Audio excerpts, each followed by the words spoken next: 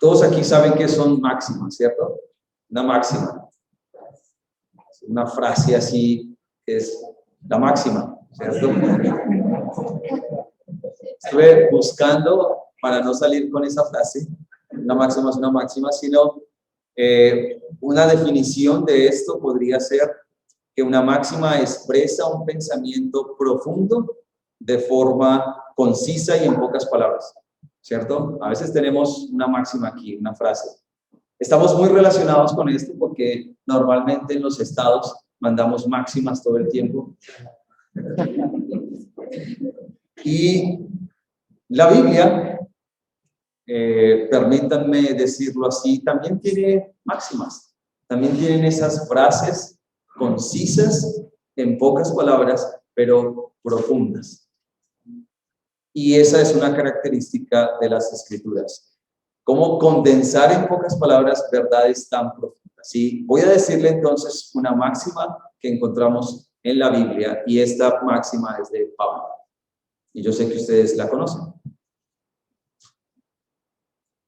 Dice, porque no me avergüenzo del Evangelio, porque es poder de Dios para salvación. Esa es una máxima, ¿cierto? ¿Cierto? Si usted la escucha, usted dice, wow, ahí dijo todo, ¿cierto? Porque no me avergüenzo del Evangelio, porque es poder de Dios para salvación a todos los hombres. Y quiero entonces decirles aquí algo. Como es una frase sencilla, pero profunda, déjeme entonces nadar un poquito más profundo en esta frase. Yo sé que usted podría también hablar mucho sobre esta frase. Lo primero que podemos decir es entonces en cuanto al Evangelio. ¿Sí? Podríamos decir entonces el Evangelio es poder de Dios para salvación a todo aquel que cree. ¿Qué es entonces el Evangelio? El Evangelio tiene una característica, tiene muchas, pero una principalmente es que es sencillo. Sencillo. Lo puede entender el más simple como el más especializado. Es sencillo. Por supuesto, muchos de nosotros debemos decir que hay asuntos que tenemos que tener un conocimiento preliminar o necesitamos la ayuda de otro. Pero en esencia, el Evangelio es ¿qué? Sencillo. Es muy simple, ¿cierto? Sin embargo, entonces, el peor error que podríamos pensar, y bueno, antes de decir esto, la Biblia es eso. La Biblia es el Evangelio. Todo lo que contiene la Biblia es Evangelio. Todo, todo. Si usted les dijera, bueno, ¿y de qué se trata ese libro? Usted diría tal vez alguna historia o algo así de lo que está en el libro. Pero si usted pudiera poner eso más condensado, entonces usted diría, la Biblia se trata de el Evangelio. Eso es toda la Biblia. La Biblia es el Evangelio. Muchos piensan que la Biblia es más bien una colcha de retazos, ¿sí? Donde hay una historia aquí, otra historia allá, como un libro de cuentos de los niños, que aquí está Pinocho, después sigue Caperucita Roja, y así. Y ninguno de estos se conecta. A veces la gente piensa que la Biblia es eso, cuentos, historias, todas allí aisladas, ninguna tiene que ver con la otra. Por supuesto que no. La Biblia, más bien lejos de ser una colcha de retazos, de historias, es un todo relacionado con el Evangelio. Es decir, todo tema, toda historia, toda doctrina que usted encuentra en la Biblia está sujeta, está subordinada a ese mensaje que es el Evangelio. Es decir, toda ampliación, derivación, preparación, implicación, anticipación, ilustración, tipología, construcción, explicación, metáfora, parábola, anuncio, imagen, historia, canción, profecía, revelación, es que Evangelio. Todo es Evangelio. Y usted puede ir desde Génesis hasta Apocalipsis y todo tiene que ver con el Evangelio. Eso quería decir un poco en cuanto a esta máxima, el Evangelio. Toda la Biblia es el Evangelio. Pero esta frase dice que el Evangelio es poder ¿de quién? De Dios. ¿De quién proviene? De Dios. Y esto es lo que hace a este mensaje, olvidé decir esta parte, que el Evangelio es una buena noticia, ¿cierto? Si lo tradujéramos, es una buena noticia. Y cada vez que encontráramos en la Biblia Evangelio, es una buena noticia. Así que lo que hace particular a esta buena noticia es que proviene de Dios. ¿Cuántos hemos dicho o hemos recibido esto? Le tengo una buena y una mala noticia. ¿Cierto? ¿Y cuál queremos escuchar primero? La mala, porque parece que el efecto es este. Si yo escucho la mala primero y después la buena, entonces esta buena tiene el efecto de eclipsar esta mala, ¿cierto? Pero es así, ¿no? ¿Y cuánto dura esa buena noticia que usted recibe? Digamos, usted, lo máximo, usted se gana una casa. ¿Cuánto dura? ¿Cuánto le dura la alegría? El siguiente mes cuando tiene que pagar impuestos, ¿cierto? O el otro año. Hasta ahí le llega la alegría. Pero esta noticia tiene algo en particular, este buen mensaje tiene algo en particular, y es que proviene ¿de quién? De Dios. Es eterna. Y Dios siempre la estuvo hablando a través de los tiempos. Antes, ¿cierto? Hebreos dice antes, en otro tiempo, Dios habiendo hablado a los padres por los profetas. Entonces habló antes por profetas, por visiones, de muchas maneras, ¿cierto? Después habló por medio de quién? De su Hijo. Ahora nos ha hablado por el Hijo. Estamos viendo, iniciando Juan en el grupo de oración en Calarcá, y hemos visto que Cristo es la exégesis de Dios. Él es la cara, la faz de Dios, ¿cierto? Si alguien quiere ver a Dios, entonces debe ver a quién. A Cristo. A Dios nadie le vio jamás, pero el unigénito Hijo le ha mostrado. Pero ahora también nos habla, y nos habla a través de su palabra. ¿Quién no fue hoy exhortado, animado por Dios con la enseñanza que acabamos de escuchar? Todos nosotros. Dios habló a nuestro corazón y aplicó su palabra a cada uno de nosotros. Pero saben, también nos habla con estos elementos. Dios habla de todas formas. Y cuando vemos estos elementos, Dios, ¿qué está haciendo? También está hablando. Este es el mensaje de Dios para nosotros. Ahora, esta máxima tiene otra palabra. ¿Sí la recuerdan? El Evangelio es poder. Poder de Dios. Es el poder de Dios. Y a veces queremos reducir el poder de Dios a asuntos muy terrenales. ¿Sí? Dios es poderoso para cambiar nuestro hogar, Dios es poderoso para darnos un trabajo, Dios es poderoso para cambiar las circunstancias, Dios es poderoso para quitarnos un cáncer. Y todas estas serían buenas noticias, pero ¿dónde reposa el poder de Dios? Es en el Evangelio realmente, para salvarnos. ¿Cómo Dios entonces va a salvarnos? ¿Dónde reposa ese poder? En el Evangelio. El Evangelio es poder de Dios. Y saben, Dios ha mostrado su poder de diferentes maneras a través de la historia. Y usted puede hacer ese recorrido en toda la Biblia. Y yo quise hacerlo. Voy a hacerlo muy rápidamente. Usted vio el poder de Dios, ¿dónde por primera vez? En la creación. En la creación. Mire, los hombres, nosotros los seres humanos, para tener la tecnología que tenemos ahora, hemos necesitado de años. ¿Sí? Este computador que ustedes ven acá, que transmite, podemos comunicarnos con otras personas, no se hizo en una semana, ni lo hizo una sola persona. Aquí tenemos hombres en toda esta tecnología de mucho tiempo haciendo historia en tecnología y de muchos lugares del mundo. El hombre no tiene la capacidad de crear así como Dios. Y la mejor manera de mostrar el poder de Dios, o una de las mejores maneras, es esa. La creación. Mire cómo lo dice Ezequiel 32:17. Oh Señor Jehová, he aquí que tú hiciste el cielo y la tierra con tu gran poder. Y con tu brazo extendido no hay nada que sea difícil para ti. ¿Escucharon eso? No hay nada que sea difícil para ti. Pero si uno avanza en las Escrituras, va a encontrar unos eventos así que uno dice, eso necesita mucho poder. Y es la salida del pueblo de Israel de Egipto. Se necesita mucho poder para traer langostas, para convertir el agua en vino, en sangre, perdón, para tener todo en tinieblas. Eran palpables, esas tinieblas eran tan densas, no se podían ni siquiera levantar. Se necesitaba mucho poder para eso. Y Dios lo dijo así.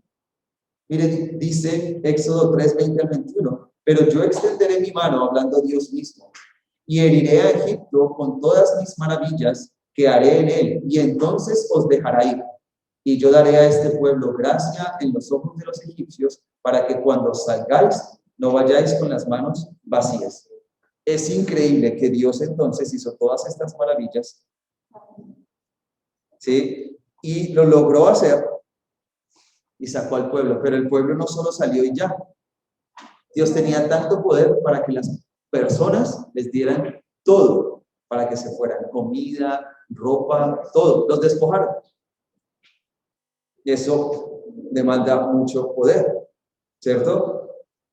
Y Moisés, hablando de ese poder, dice: tu diestra, oh Jehová, ha sido magnificada en poder. Tu diestra, oh Jehová, ha quebrantado al enemigo. Y uno puede leer todo el capítulo 15 y Moisés muestra ese gran poder de Dios. Pero sigamos avanzando en la historia. Solo quiero mostrarles que todo se tiene que ver con el evangelio y con el poder de Dios. ¿Ustedes recuerdan una ocasión cuando vino un hombre al Señor Jesús y le dijo: Señor, ¿qué debo hacer para ser salvo?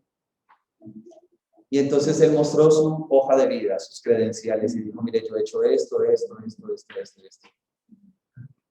Él no venía con una pregunta, él venía para que él le aprobara todo lo que él había hecho, ¿cierto? Desde mi juventud he cumplido todos los mandamientos.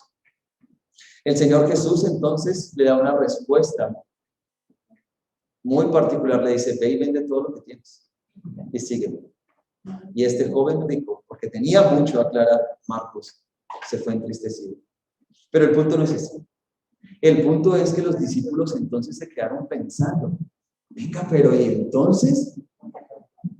O sea, si este hombre no es salvo, nadie puede ser salvo. El Señor Jesús, escuchando la murmuración de ellos, les dice: sí, para el hombre es imposible, pero para Dios es posible. Todo es posible. Y está hablando, por supuesto, no saquemos este texto del contexto, ¿cierto? Cuando dice que para Dios todo es posible, ¿está hablando de qué? De la salvación. Para Dios todo es posible. Él tiene el poder para salvarnos. Y es que ¿sabe qué? Satanás, su ataque a Adán, no nos dejó colgando de una mano en el abismo. Ese golpe que Satanás le dio a Adán, no lo puso a tambalear y medio cayó y se agarró con un brazo y nos dejó a todos ahí medio colgando. No. Nos tiró hasta lo más profundo del abismo. Adán, entonces, no nos dejó así. Así que si no fuera por la revelación de Dios, no veríamos la luz. Es decir, estoy hablando de su palabra. Y en tal estado de incapacidad no podríamos ser. En otras palabras, estoy diciendo que por más que deseemos, por más que lo intentemos, no vamos a ser salvos. Porque la salvación le pertenece a Jehová. Y saben, si usted mira el tono de la palabra de Dios, cuando se refiere al pecado, usted va a ver que es un asunto serio. Es un asunto serio e imposible de solucionar. Imposible. Mire cómo lo presenta. Hay muchos textos, pero este me parece espectacular y creo que ilustra muy bien de qué estamos hablando. Jeremías 13:23 dice: ¿mudará el etíope su piel? ¿Puede usted cambiar el tono de su piel? Si usted cambia el tono de su piel, el ADN que usted lleva en cada una de sus células va a decir su tono de piel. Cambia usted lo externo, Pero su ADN va a seguir diciendo: usted es de este tono de piel, usted es hombre, usted es mujer, tiene esta edad. Ahí está toda la información. No puede hacerlo. El leopardo mudará sus manchas. ¿Qué es lo espectacular del leopardo, además de su velocidad? Sus manchas. Usted sabe, hace un leopardo. ¿Puede quitarse el leopardo las manchas? No puede. Es imposible. No sería un leopardo, ¿cierto? Así también podéis vosotros hacer el bien estando habituados a hacer el mal. ¿En qué categoría Jeremías pone aquí el pecado? Es decir, ¿es una ropa? El pecado es esta camisa que yo tengo puesta hoy, que me la puedo quitar y ya solucioné el problema.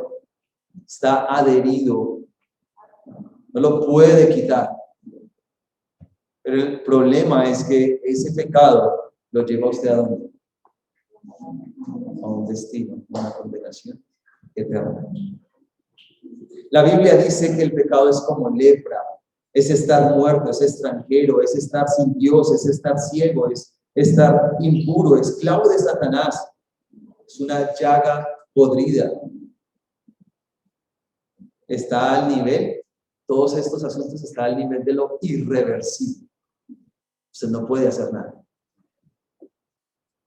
Así que el acto de Dios, o más bien no hay un acto más unilateral que sacarlo a usted de la muerte. Dígame, ¿en qué participó Lázaro? Dígame, ¿qué hizo Lázaro cuando Cristo le dijo: ven fuera, Lázaro? ¿En qué participó Lázaro ahí? ¿No es eso poderoso? Ese es el poder de Dios. Y Dios entonces es poderoso para revertir eso. ¿Era usted esclavo del pecado? ¿Era esclavo de Satanás? ¿Era hijo de Satanás? Sí. Y Dios revirtió eso que usted no podía hacer. Se necesita mucho poder. El Evangelio es poder de Dios para salvación a todo aquel que cree. No es nuestra fuerza de voluntad. A veces queremos pelear contra el pecado con nuestra fuerza de voluntad, ¿cierto? Con el proponernos desde hoy. Desde hoy yo, esta semana, este nuevo año, no voy a volver a hacer eso. Y yo sé que todos acá hemos caído en que la frustración de volverlo a hacer. Porque es imposible. Es imposible para nosotros. Y quiero enfatizar entonces en el poder de Dios. La máxima termina entonces diciendo: el Evangelio es poder de Dios para salvación a todo aquel que cree. Así que entonces podemos decir, si creer en el mensaje, en esa buena noticia de salvación, ¿qué es entonces no creer? Si usted está aquí hoy en esta mañana y aún no ha creído en este poderoso Evangelio, no le espera salvación. ¿Qué le espera? Condenación. Condenación. Pero quiero entonces decirles que el Evangelio es eso. Esa es una buena noticia. ¿Sí? Nosotros podríamos pensar que somos aburridos, o los que más bien dicen los cristianos son aburridos, desean poco, son conformes con nada. ¿Saben? No. Deseamos mucho más.